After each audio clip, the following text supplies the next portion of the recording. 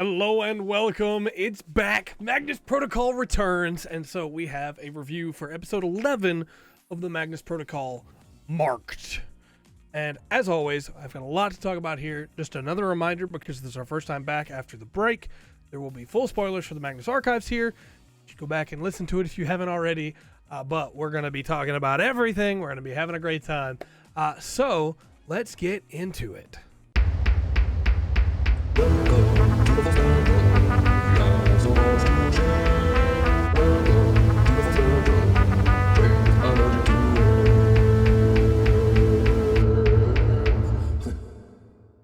We start this one off with the case number, of course, and it is CAT 234-C5-246-060-120-110-32024.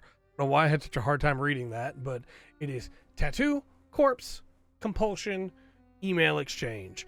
And just want to throw out here, this episode has some light Thallasophobia, which is a fear that I personally have. So if you're somebody that struggles with that, maybe skip this one. Anyway, this episode is a really interesting one, I think, because it's our first real, obvious connection back to a different episode of Protocol, and it leads to a lot more questions, of course, and some kind of exciting things. The first part is that Celia wakes up on the side of a road, on the side of a motorway, right? In the grass. What is happening there? Is she sleepwalking? Is she... I don't know. I don't understand. Clearly, there's more going on as to how she got there. Maybe something she doesn't remember. But then she mentioned someone named Jack and how she was coming. She was going to try and get back there quickly for Jack's sake, to hold on that she's on her way. Who is this Jack? Because my brain immediately jumped to Jack Barnabas from Magnus Archives. It's probably not that Jack, right? It could be Jack Barnabas, but it's probably not. This could be an animal in her house, but I feel like that's an important name, and that's an important person. And I tried to do some digging and see if there was any other Jack that was mentioned in Magnus Archives or in Protocol so far, and I haven't seen anything that I can remember or that I took notes on. But if you have a connection here, please let me know. From there, we get to Alice and Sam, and Alice is trying to cheer him up, but Alice also feels like she's being followed from the coffee shop, and of course that sounds familiar with what happened with Sasha, but my gut says this is not Michael, right? Obviously, this is not the spiral or the anything to do with that this is instead the creature that came out of what remains of the archives, which, look, there's a lot that this could be. A lot of people said, well, maybe it's something of Avatar of the Eye or something that remains of the Eye. Some people said, well, maybe it's what remains of an aspect of the Stranger or of the Spiral, and all of those could be. But whatever it is, it's following her, and it's following her in a way that she can't see it or that she can't make it out, which is very interesting and also terrifying, because I think the person with the biggest mark on their back right now, marked is, oh man, probably shouldn't have worded it that way for this episode, is Alice. I think that Alice has the most red flags right now, as that she might die. I hope not. I really like Alice. I don't want Alice to die, but I also really like Sasha, so... yeah, I hope that you've listened to the Magnus Archives if you got this far. I did warn you. Anyway, from there, we get our statement, right? We get a statement about a body, about a group of people, Gordon, who is working for an actual company that exists. It's named a little bit differently in real life, but an actual company that exists in the Cornwall area that does grounds work and things like that. That they find a body in the course of the grounds work as the cliff over the ocean is giving way, and this body has a tattoo that it invokes something in Gordon. It triggers something in him where suddenly he becomes obsessed. Not suddenly, I guess. It's little bits at a time, but it begins more and more heavy as he becomes more and more obsessed with the ocean and with whatever is in the tattoo deep under the water that is following these sailors as they sail away. And it does start slow, right? Gordon, sorry. I keep trying to call him Gordy because he calls himself that partway through. But I'm not his friend. I can't just say that I can call him Gordy. That's not fair. Gordon mentions that the waves are getting closer and that, that would probably bring comfort to the sailors that are here. And then later on, he talks about how it might be nice to sail away for real and how he thinks the tattoo might be different than it was before that they found on this cadaver, on this corpse. And this corpse was kept in better shape somehow than all the others. This corpse is special. It doesn't look like it's really decayed at all, which leads him to originally believe that it might be, a recent murder or something like that, which leads to the death of David. We're not told how he died, but my assumption is somehow also sea related because Gordon says, the sea will take care of his bones, which just, ugh. The deep will care for his bones. He's with the sea now. The deep will care for his bones, which leads me to believe that he also got obsessed with the tattoo and he threw himself into the ocean. Just that phrase, the deep will care for his bones. Ugh. I've mentioned before that I have thalassophobia. A lot of people do. It's a very common fear. The fear of big things deep underwater, right? This feels to me like a vast episode. I could have said it earlier. It definitely feels like a vast episode. Like the vastness of the ocean is overwhelming these men and driving them to this. But he starts to mention more and more in his emails with Allison that he needs to know what's in the water. He needs to know. At one point, Ink Soul shows up. I'm almost positive it's Ink Soul. It's a person with a snake tattoo. And this person with the snake tattoo, as we know, Ink Soul had the floral snake tattoo, comes to get the body, saying that this is the body of Oscar Jarrett, which Gordon tells us is an important name in this area, but I couldn't find anything on Oscar Jarrett in my digging. And that they're tied to Sutherland McDonald, which is another name that feels important and that I couldn't find cross references to in my notes. So again, if you have something that I missed, please let me know. But in the course of this, as Gordon is trying to get the body, Ink Soul takes the body, and Gordon makes the comment that he has to go get it back. He needs to know what's in the water. The ocean will claim us all if he can't get it back. And then when Allison tries to email him again, the email is dead. The email is no longer functioning. So clearly, we have a pretty heavy tie-in to a previous episode, but we also have a different fear associated with it.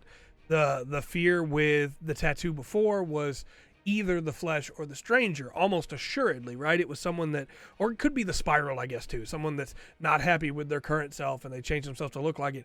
But that sounds like either the stranger or the flesh to me. This one is almost assuredly the vast, right? But it still comes back to a tattoo. So are these tattoos a way for the fear, the entity to reach out? Probably. Because it seems like this tattoo, just seeing it, like it's a cognito hazard, right?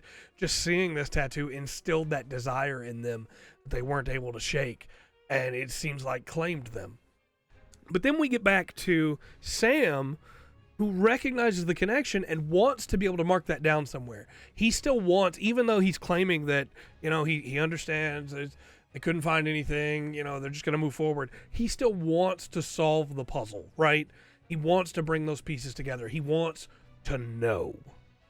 Very dangerous thing in his line of work. Alice tries to talk him out of it, but around that time, Gwen comes in, and she's late because she hasn't been sleeping and because she claims there was some problems with the tube. She gets the coffee, and she's kind of surprised that she gets the coffee. But then Celia arrives, and Gwen jumps on her, and she talks about how, she had a leak, and just a big mess, and the big takeaways from this for me are obviously Celia's not telling everybody what happened. She's not telling them what's going on. But Gwen is already asserting that she is like above all of them. Like, well, I don't have to explain myself to a subordinate. But we see when she gets into the meeting with Lena that she's still right back to that subservient role again. She tries to be angry. She tries to throw down the gauntlet of like, what did you get me into? and just immediately gives up again when Lena starts talking harshly to her.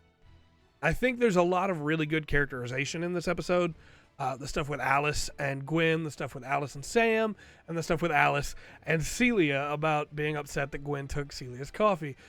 All these little moments really hammer home that, like, Alice, she's the heart of this place, and it feels a lot like Sasha in a way I don't know that I like. I'm very worried for Alice. But then we finally get the interaction between Gwen and Lena, and it all comes together there with them talking about Mr. Bonzo. And we get our confirmation again with Gwen saying that it wasn't just a costume, it was sagging and sweaty, and it was skin. And, you know, we already knew that from the descriptions we got before, but it's good to have that little reminder of, like, yeah, no, this is a creature, this is a thing.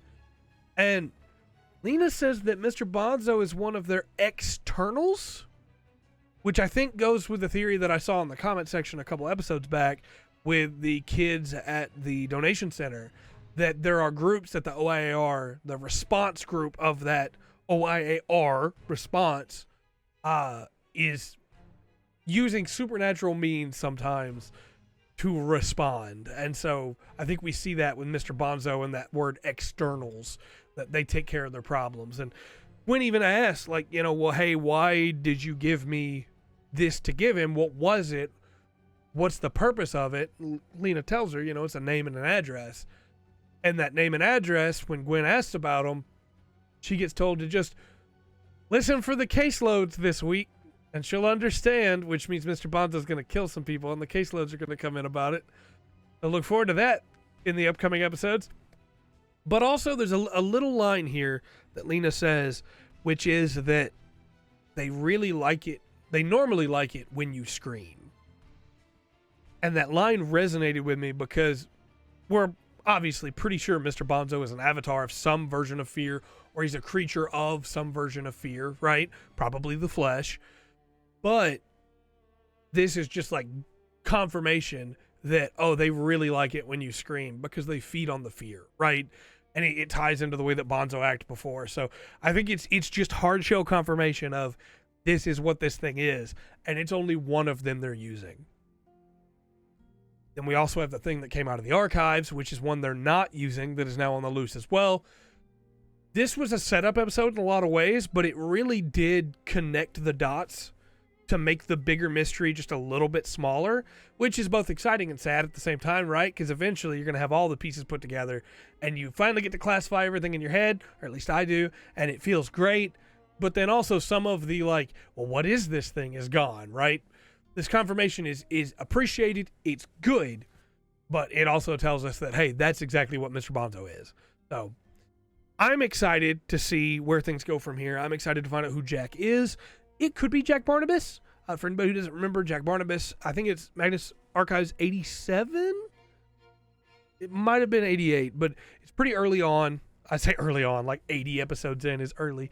But it's in the first half, right? And it's the man that wanted to date Agnes Montague. And that's the only Jack that I could think of. But for all I know, it'll be a different Jack. And then, obviously, this thing that's following Alice, it could be a bunch of different things, but I feel like we're definitely going to have a clash with it at some point. I don't think it's like Needles or even Mr. Bonzo. I'm sure that the theory is going to come up of, like, Lena gave Alice's name and Alice's address. But I think if Mr. Bonzo was after Alice, Alice would probably already be dead. So I think this is something separate. I think this is something different. I'm really curious to find out what it is. Right now, we don't have a lot of clues. But there was one last thing I wanted to mention, which was towards the end of Gordon's statement, which, of course, John read, right? Chester read. The voice starts to get distorted whenever Gordon starts to go at the end when he's losing himself. And it caught me by surprise because at first I thought it was just the tinniness of the recording because it's supposed to be coming from a computer. But it definitely felt like it was more than that. Oh, I don't know if there's maybe some of that John giving a statement, the energy pouring out kind of thing or what, but it definitely stuck out to me. I really liked this episode. I'm looking forward to more. It's good to have it back. I missed Magnus Protocol. And I hope you had a good time with it too. Let me know your thoughts in the comment section down below. And until next time, I've been Trey. This has been The Full Spectrum. Remember to always enjoy the full spectrum. Magnus, best to offer.